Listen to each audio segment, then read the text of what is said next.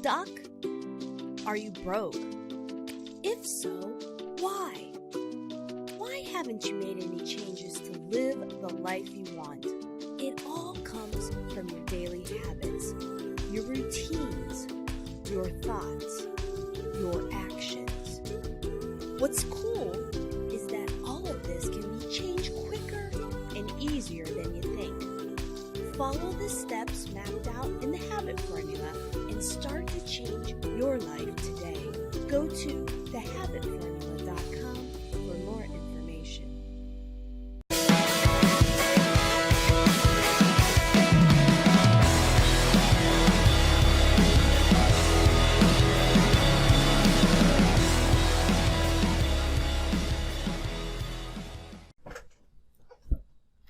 Hey everybody, you know what time it is. It's lunchtime with the Habit Master. And I'm your host, Dr. Stephanie Aldrich.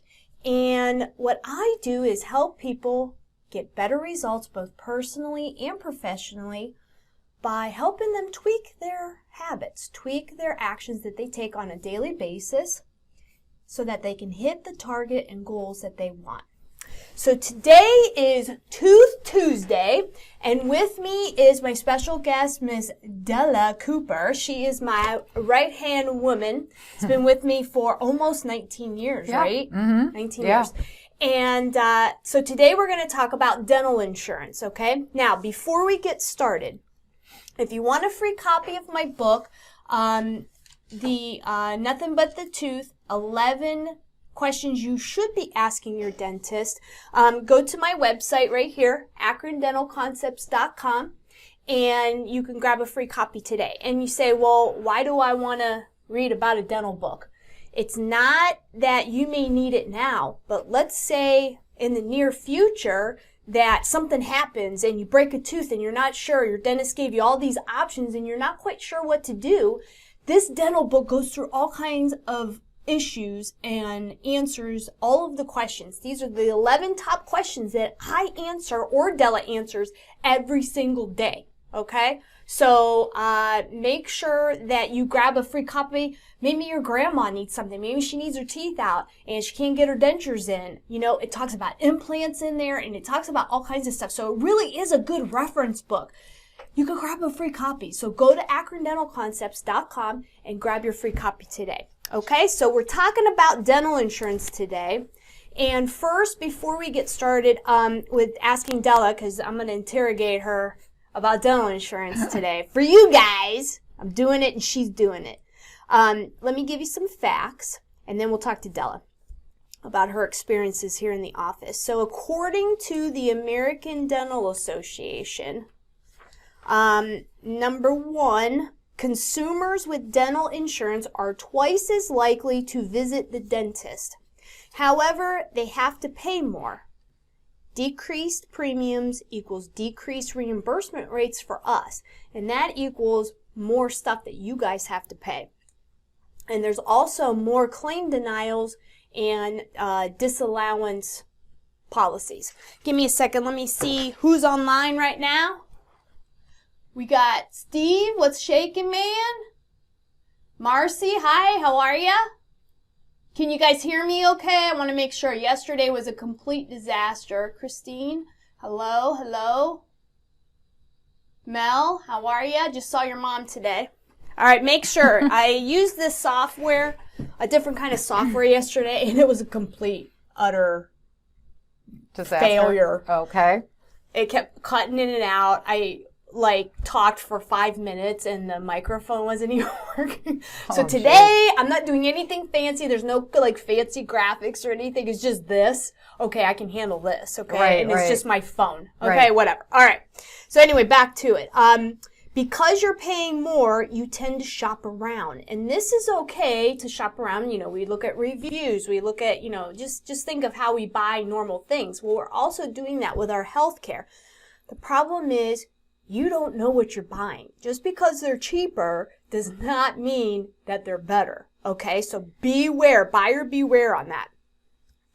Dental plan design has remained unchanged and hasn't caught up with the passing time. I found a 1988 ADA study. So the ADA is the American Dental Association, and they're basically in charge of all the regulations of all the states, so nationwide, and also the coding for between us and the insurance companies and all of that. So they're kind of like the regulating body. They also help lobby things, for the laws and stuff in Congress to pass both statewide and nationwide. So I found a 1988 study that they pulled from the census. In 1988, dentistry was a $29 billion industry just in the United States. I don't know what it was worldwide, with $16 billion of it coming out of pocket and $12 coming from the insurance. So that was 1988. That was 31 years ago. Right. Okay? In 2018, so 30 years later, the dental industry was $117 billion. Okay? So basically, that's like 4 times. Because 30, that's 4 times the amount. With $47 billion being covered by insurance, and the rest was out of pocket.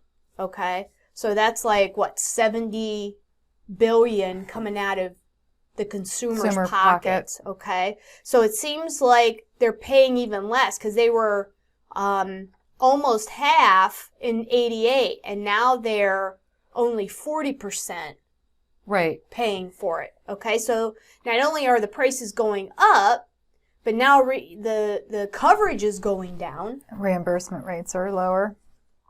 So then 2018 trends is 10% of kids still don't have dental insurance, and it's the lowest level since 2010. 1/3 of adults don't have dental coverage. Increased patient volume, because obviously, the industry has grown, which means there's more people going to the dentist. There's also a shortage of dentists right now because the baby boomer guys are retiring, and the dental schools, I think, I graduated in 99, so I think there was 1 per state almost. I think Utah didn't have one, but now they do. I think there's only been maybe 3 or 4 added dental schools, and usually dental schools are between 70 and 100 students each. So, you only have maybe between 4,000 and 5,000 dentists coming out per year. Right. I don't know. I know there's 180,000 dentists in the United States, but I don't know how many of them are retirement age. Anybody over 60, let's say. Right. But I know a lot more are retiring than they are coming out. Mm-hmm. But they said that should level off in the next 20 years. So by 2035, they said that there's more females that going to school and just the youngsters coming up, that it should even out. So access to care will also get better. And the biggest trend that's going on, though, is the number of private practices are declining. So it's good in a way because as a client, as a patient, you can more than likely go to one place and get everything done, right? Maybe more convenient hours. So they go, maybe 6 days a week. The problem is you're not going to see the same person every day. And if we know, everybody has a different opinion on stuff. So the care in a way is probably going to be diminished and less consistent, because you're going to be like, well, she said it was okay, but he wants to do it. So which one? So buyer beware on that when you go into big group practices. If you're not going to be seeing the same person every day, you're going to get inconsistent care because, one person's, what is it called? One person's garbage or viewpoint is another person's treasure kind of thing, So buyer beware on that. The last thing I want to talk to you about, and then we're going to ask Della about her experiences here, is the the top 5 reasons that people aren't going to the dentist. Number 1 is cost. 56% of these people that took the survey said that cost was a factor. So not only do we have healthcare costs in general rising, but you also have dental. But Right. you know what we have. You know, they always raise the rent. You know, the gas bill doesn't go down every year. Right. Do you know what I mean? Dental supplies, everything's shipped. You know, that part's a little bit cheaper, the shipping part, but dental supplies, I buy more every year, and it's not that I'm purchasing more units, it's that the price goes up. Right. You know what things cost when you first started, and, you know, everything's getting more expensive, so guess who gets to pay for it? You guys get to pay for it, too. Because we have to make some kind of margin. You gotta live, I gotta live, right? Right. Number 2 is fear. So, you know, everybody's afraid of the dentist. Of course, it's gonna hurt. I can't help it. Doesn't always. Doesn't always, but it's still, you know, but I'm working on your body. Right. You know? So fear is 29% of those people. Number 3 is inconvenient time or location, which was only 18%. You know, some people have to realize that we're not a hospital. You know, your doctor's office is not going to be open on a Sunday when something, you know, when your kid's sick. And that's why you have an urgent care. That's why you have urgent care. And a lot of the major hospitals now are having some kind of dental department where there is somebody there, or the emergency physicians are trained at least to know that, hey, you got a dental infection, let's at least put you on an antibiotic so that it gets you through the next couple of days for when you can reach your dentist. That's right. Number 4, can't find a dentist. Now, I was kind of confused about this. 13% said they can't find a dentist. So are you living in Montana and there's no Wi-Fi service? Like, where are you living that you don't have a dentist? Because even reservations, they have dentists that go there. It could be also that they can't find a dentist that's in their program. Well, that's true, because they have an obscure program, and they're not, you know, they're not in that area. Yeah. Well, and that's something we're going to talk about too. And the final thing was no perceived need, which was 16%. And we get a lot of this. Well, it didn't hurt. And then they wait for 2 years. Then they come in. Their face is swollen out to here. And it's like, yeah, I probably could have done something for $50 2 years ago. Now, you need a root canal. That's $1,000. You need a crown. That's $1,000. Or you take the tooth out, and now you get a big fat hole in your face. You can't chew. You know, so we see that all the time. Yeah, we do. All right, so I got questions for you. Okay. Are you seeing the same thing? So you've been at this for what, about 30 years or so? Yeah. Are less people coming in to see the dentist because of no insurance or cost? No, I don't find that here.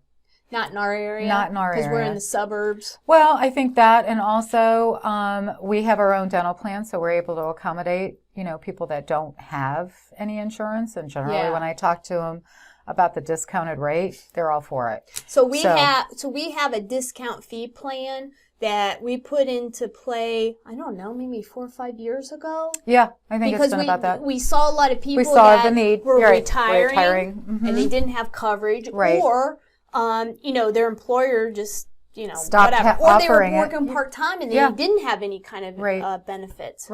And so what the discount fee plan, what is it? $79 a year? It's $59 for a single member, $99 for family. And that's an annual thing, so we're going to be getting ready to bill everybody in January for that. And basically, it's just like a big, huge coupon. So we already know that they're on it. They in the computer, you just put the certain code in, and then it gives you all the fees pop up. And what we do is we give them between 20 and 50% off of pretty much everything. Well, what we did was we took an average of all the plans that we have, the insurance rates, and we came up with an average, and so we use that as our rate. So it's just a giant coupon. So that helps. Absolutely. But you're not seeing that people are upset with the cost or inconvenience or anything like that. No, I don't hear those issues. Right. Well, and you're on the phone. Yeah, I don't hear any of those issues. Surprised it's not growing out of your freaking ears. Exactly. No, I don't hear any of those issues from any of the people that we have or any of the new people that I speak with. So this might be a problem that people are having maybe in more of a rural setting. I was going to say, yeah. Maybe in some of the states where, there's not a dental school near them or, just, what do you call it, the health clinics and that where they can go for care. What about reimbursement levels, like the maximums? They really haven't changed much. They haven't changed much, no. They usually run anywhere from $1,000 to $1,500 per year. And then, you get a root canal done, that's pretty much eats your whole maximum. Yeah, because a root canal, they're going to cover what, about 80%? 80%. Mm-hmm. Okay. Mm-hmm. What about fillings? They cover what, about half? 80% generally. They do? Mm-hmm. 80%. 80% plus now, your deductible. Do you see that the deductibles are going up at all? No, not generally. Do most plans have a deductible? Most plans do have a deductible on any kind of Delta? services. Oh, yeah. Delta has a deductible, and then all the PPO plans? Yep.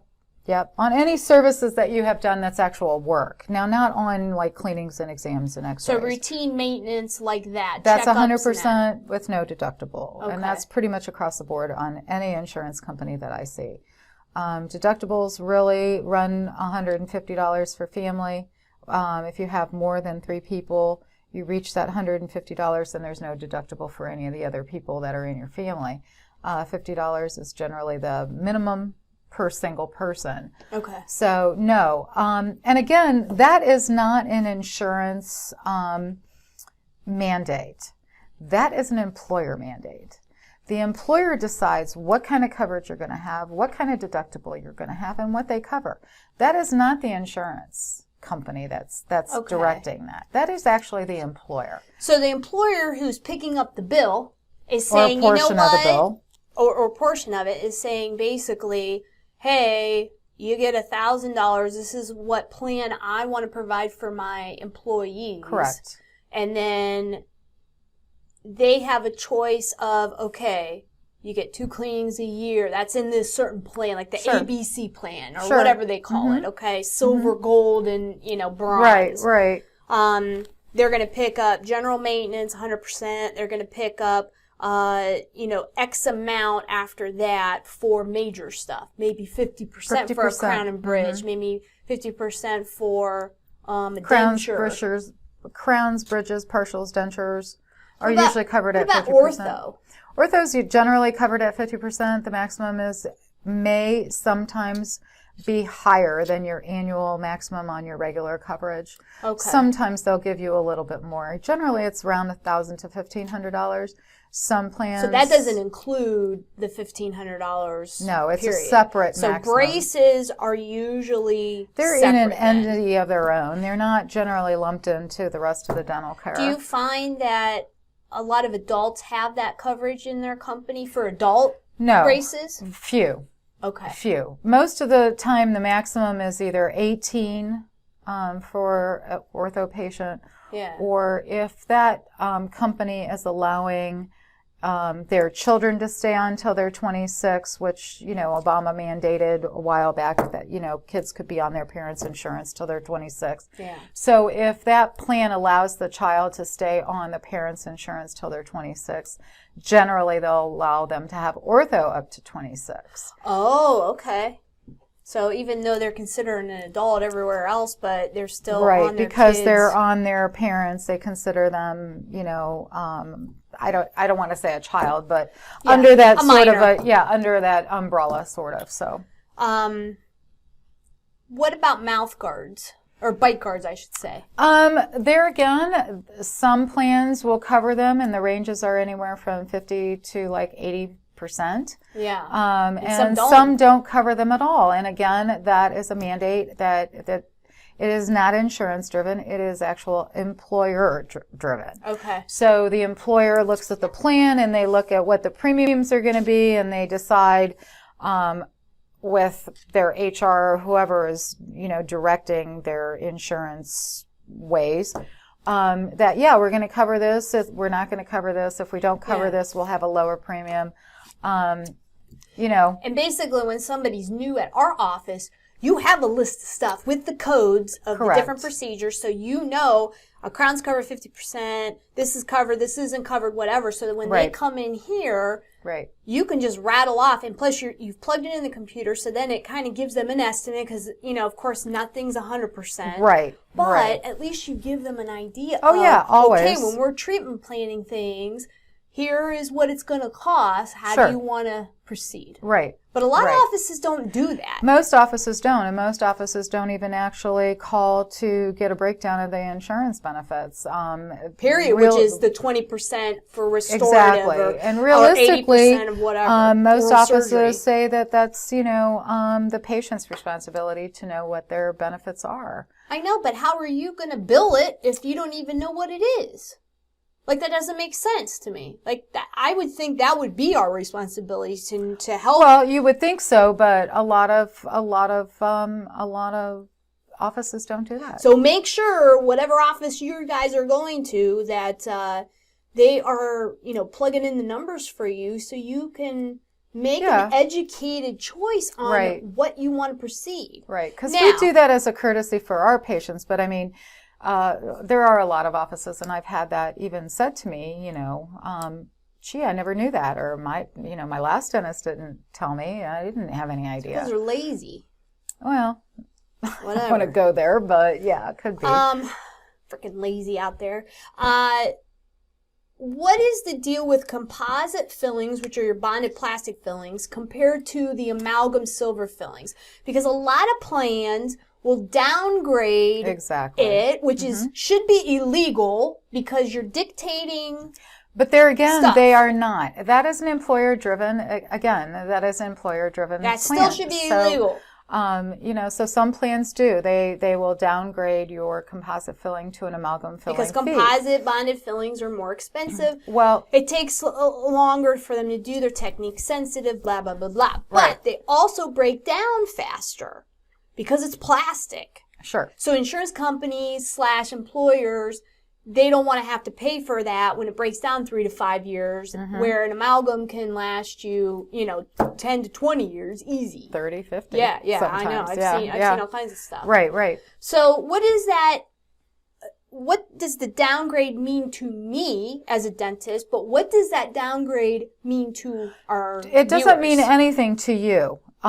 You still are entitled to the difference between what the downgrade fee is in comparison to what the fee is for a composite or a plastic filling, tooth-colored material filling. So the downgrade fee is passed on to the consumer or the patient because the insurance say the amalgam filling is $50, but the composite filling is $100.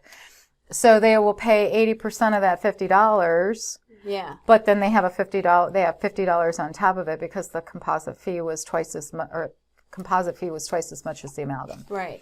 So plus a deductible if they didn't meet it already. So really, they may not get any coverage for that. That's true. The insurance company may pay zero on that particular claim. So that's something that you guys need to know about because ahead of time because a lot of offices still do different types of fillings, different types of crowns. You have your PFM crown, which is your 2-layer crown, which is an older technology, but I do a ton of them for people that grind, for people, that eat crunchy stuff, for people that have already gold or double-layer crowns. You gotta match things up so that things aren't breaking on them, but they pay different on different materials. They pay different. That's also something that if you get a free copy of the book, it explains all of that to you. Very easy.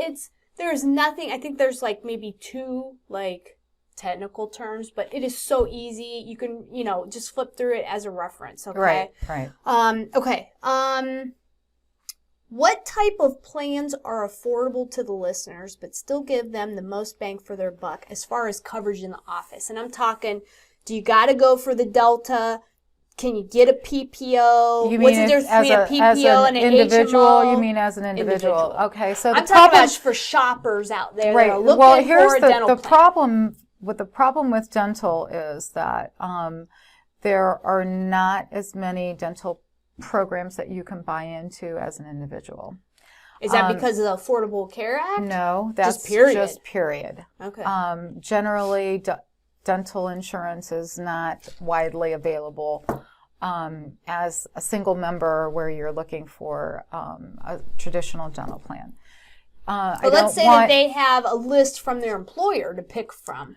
What the heck do they pick from? That is different. But before we go to that, I just want to tell people that they need to be wary of all these things that they hear about. This is a really low-cost dental plan. You can go wherever you want. You can have done whatever you want. A lot of those plans they don't tell you are fee-for-service plans, which means you're paying everything out of pocket. You're paying the company just to get the discount. It's basically a big coupon like our discount fee. Exactly. And that doesn't mean it's covering something. It means that you're getting the same fee as somebody that has insurance, but there's nothing else there. So you're picking up everything. Right. So just be careful because you can't stray from those plans. You have to go to a provider that is in that network. There a lot of times are not providers. You need to stay away from the DHMOs because they market them the same way. You're not going to pay anything out of pocket. This will be covered. This will be covered. Your fillings are covered at 100%. Your root canals are covered at 100%. But there again, what they do not tell you is that there are not a lot of providers that are taking those DHMO plans. Right, because they don't get any reimbursement. Their reimbursement consists of a stipend that they get every month for every patient that is signed on to their plan. Right. And they get that no matter what. So their incentive is not to see that patient to perform any work. But that's the same for medical too. They don't want you to come in for all of your stuff. Exactly, because they're not getting a reimbursement. So they make the same amount of money whether you come in or not. Actually, they lose money when you come in. Well, when you do, right? Yeah. Because they're making the money on, they're trying to get large families to sign on with their practice so they can get a stipend every month for every person that they have signed on to that. What about Medicare? They don't have a lot of dental coverage, do they? They do not, but there are more and more that are coming. But it's all dependent upon what medical plan you sign up with. Okay. So that's the difference. Some of the medical, and are they covering a lot of stuff, or you have to pay out of pocket if you want them to pick up more coverage. So it's like a plan B, or what I mean? Well, it's not a plan B, but it's an extra thing that they could get. That is basically a dental insurance coverage. It is, but they have to pay per month. Okay. Yeah. To get a bigger premium. Yeah. For a premium so that they can get more coverage. A lot of the plans that are connected with the Medicare plans offer maybe one cleaning exam and maybe x-rays one time a year. Now that's free generally, and it's included with your Medicare. Okay. But you're only getting one, so if you wanted to come for the other, then that would be an out-of-pocket thing. Okay. What about dual insurances? So we have, patients that their company provides them with choices of two different ones. Is there something, how does that work to begin with? Well, generally, employers don't offer two. It's usually if the spouse is working and the wife is working. Okay, they can both pick it up. Or if some of the unions, you'll have a union plan, and then you'll have another plan that's offered through the city. Yeah. Because it's a non-union thing. Yeah. So some individuals will have two through themselves. It's rare, especially today. Most of the time when you have dual coverage, it's mostly because the spouses got coverage as well. So who dictates which one is the primary? It depends on the company, because most of the time the employee is the company, but sometimes it goes by a birthday rule. So you have to check and see. Whoever's older, that's the primary. No, whoever's birthday comes in the year before the other. It's actually by date. So if my birthday is February and yours is June, mine would be first. No matter you're a little bit older. Yeah, it doesn't have anything to do with it. It has to do with month. Okay. So it That's doesn't weird. have to do with age. It has to do with month and how it falls in the year. Okay. My month is before yours. So let's say somebody has a primary and secondary insurance. How does the coverage work? Well, the coverage generally works that the primary is billed first. Okay. And then the primary pays. And then I have to send that EOB from the primary to the secondary. Saying and the that this is what they paid. Exactly. And now then you pay what, though? Do they well, pay the rest? It depends. Sometimes they'll pay the rest, and sometimes what they'll pay is their portion of the remaining balance. So let's and if say they it's have $100 portion that was left from after the first guy. The second guy, let's say that they do half, so then you're getting $50. So you still have $50 plus a deductible if Correct. you didn't. So secondary insurance might not necessarily pick up the entire bill. right. So is it worth the cost though? But sometimes people don't have a choice as to whether or not they can. Like some employers, it's in Mandatory. with their. Well, it's not mandatory, but it's in with their medical. They're okay. not. It's bundled. You have eye prescription. Exactly. So they don't have any dental. choice. Sometimes what it is it's actually cheaper for that family to have separate. Okay. Rather than one picking up both Okay. for the family. Yeah. So then they end up with two because it's just cheaper. It works out cheaper that way through their employer. What are you seeing as far as trends with the insurance company denying claims? Are they denying more? They are not denying more. However, Do you have more paperwork that you have to fill out? I do have more inquiries from them. Okay. Um, Which basically mostly- is a denial. I mean, It it's is like, to an extent. I'm not paying you yet. You got to prove that, right. And most of it comes from crowns. Yeah. Okay. Crown and bridge. Either they're losing my attachments, or they Which are your X-rays and description of why we had to do exactly. it. Yeah. So usually they're losing my attachments, or they're saying that they didn't get them, or they're saying that I didn't send So they're one. playing the game. Or they can't read the X-ray. Okay. How can you not freaking read an X-ray? Like, we take good X-rays. We're not going to take a bad X-ray and send it to you. So that's Most generally people don't realize the red tape that that's true. medical, hospitals, dental, eye care, any of those people have to deal with these third parties. Right. Like, we have to run through the gamut with paperwork. I mean, I saw your desk before we came out here. And I was like, I gave her these questions to look at, and of course she didn't have time to look at them. But I go, I need my questions, and she just looked at me like, yeah, right, or whatever. They're here somewhere. And I was like, yeah, you gotta dig for them. All right, I already talked about that, and we talked about Medicare. Yeah, okay. So, do you guys have any questions? Comment right now. Just hang out for a second. Okay. Here. Let's see here. You guys have any dental questions for Della? Now is a great time to ask her because she's sitting right here and she knows everything, and well, she knows a ton of stuff.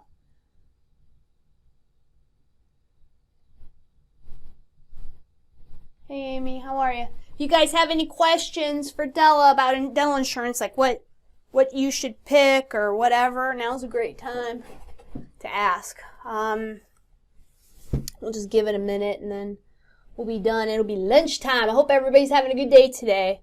No more questions. Okay, we're going to wrap it up today. Tomorrow is Business Wednesday, so I'll be back at noon. Same time, same place.